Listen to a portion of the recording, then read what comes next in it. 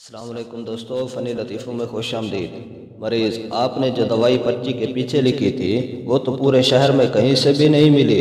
फैसलाबादी doctor, लो दसो। ओए मामा, वो तो मैं पेन चला के वेख्या सी कि लिखता है कि नहीं।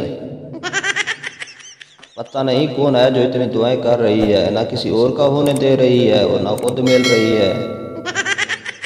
कल मुझे सड़क से मोबाइल मिला है, जिसका भी है मेहरबानी करके इसकी हैंड फ्री और चार्जर मुझ तक पहुंचा दे। मैंने अंग्रेजी में हमेशा फेल होकर अंग्रेज़ों को उनकी औकात याद दिलाई है।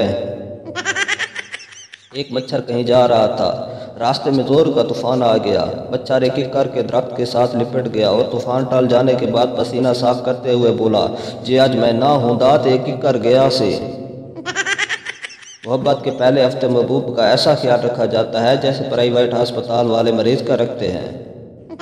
पाकिस्तान में अगर बंदा बीमार हो तो साथ मूड भी खराब करना पड़ता है, नहीं तो सब समझते हैं ड्रामे कर रहा है। बूढ़ा मरीज, डॉक्टर साहब मेरी दाहिनी टांग में दर्द है। डॉक्टर, ये तो बुढ़ापे की वजह से है। मरीज, मगर डॉक्टर साहब मेरी दूसरी टांग भी तो इसी उम्र की है।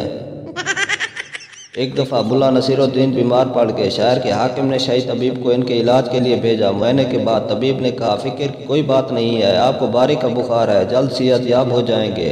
मुल्ला ने जवाब दिया, हकीम साहब अगर ये बारी का बुखार होता तो एक दिन मुझे होता और एक दिन आपको होता, ये तो सिर्फ मुझे हो रहा है, ये बारी का बुखार कैसे हुआ।